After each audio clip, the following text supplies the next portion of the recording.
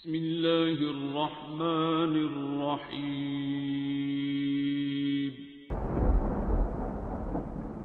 السلام علیکم معزز ناظرین، آپ دیکھ رہے ہیں اوپیڈیا یوٹیوب چینل۔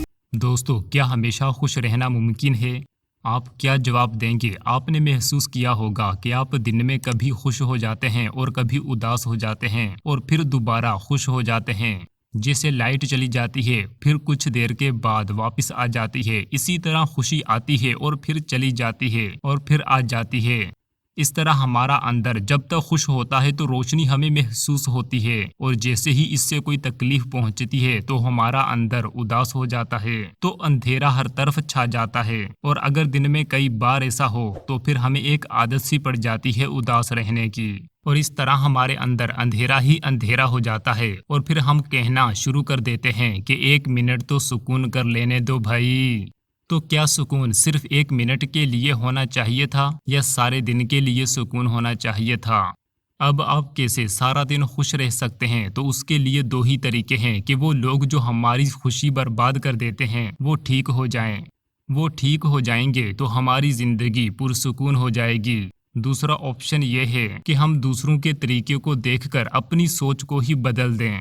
تو دونوں میں سے آسان کیا ہے کہ لوگ بدل جائیں یا ہم اپنی سوچ کو بدل دیں؟ اپنی سوچ کیسے بدلنی ہے، آئیے میں آپ کو ایک کہانی سے سمجھاتا ہوں۔ اشفاق صاحب نے بتایا کہ ان کے پڑوس میں ایک نئی فیملی نے گھر خریدا اور رہنے لگے۔ اس گھر میں موجود عورت نئے نئے کپڑے پہنتی، ان کے گھر سے بے بہا خوشبو آتی، الگ الگ مرد گاڑی میں وہاں آتے اور پھر چلے جاتے۔ اس فیملی کے 2 جوان بچے بھی تھے۔ جیسے ہی کوئی مرد آتا تو وہ عورت بچوں کو باہر نکال دیتی۔ اگر کبھی کبھار بچے باہر نہ جاتے تو وہ عورت بچوں کو خوب مارتی۔ سارا محلہ کہنے لگا کہ یہ عورت بد چلن ہے، الگ الگ مرد گاڑیوں میں وہاں آتے ہیں۔ سارے محلے والے ان کے خلاف ہو گئے کہ اس فیملی کو یہاں سے دھکے مار کر نکال دیا جائے۔ سارے محلے والے اس فیملی سے نفرت کرتے، ان سے بات تک کرنا پسند نہ کرتے۔ بعد میں پتا چلا کہ اس عورت کو عجیب قسم کا کینسر ہے، اس کے جسم سے بدبو آتی ہے، اس لیے وہ ہر وقت پرفیوم کا چھڑکاؤ کرتی رہتی ہے۔ ایک دن اس عورت کا شوہر آتا ہے تیمارداری کے لیے، دوسرے دن اس شوہر کا چھوٹا بھائی، اور ہر چند دن بعد ڈاکٹر چیک اپ کے لیے آتا ہے۔ عورت کو جب دورے پڑتے ہیں تو وہ بچوں کو مارنا شروع کر دیتی ہے۔ دوست، یہ سب سن کر سارے محلے والے شرم سے ڈوب گئے اور اپنی ناقص علمی کی وجہ سے اچھے لوگوں کو برا سمجھتے رہے۔ دوست، کیا اب بھی کوئی اس فیملی سے نفرت کر سکتا ہے؟ یقیناً ہرگز نہیں، کیونکہ اب وہ اصل حقیقت سے واقف ہو چکے ہیں۔ دوست، ایک بات یاد رکھیں، جو لوگ بھی آپ کو تکلیفیں پہنچاتے ہیں وہ بھی اسی طرح کسی نہ کسی مسئلے کا شکار ہوتے ہیں۔ اس لیے کبھی بھی لوگوں کی باتوں کا برا نہ منائیں، اور اس کہانی کو یاد رکھیں۔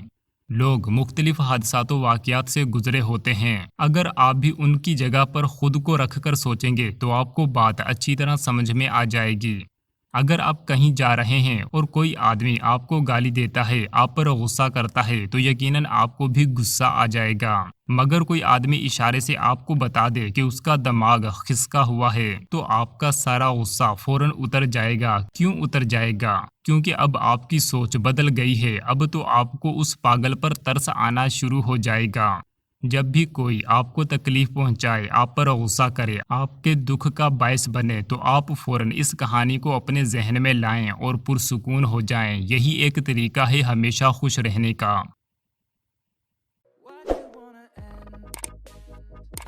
Was it real or just pretend? Tell me, why do you wanna end? Was he really just a friend?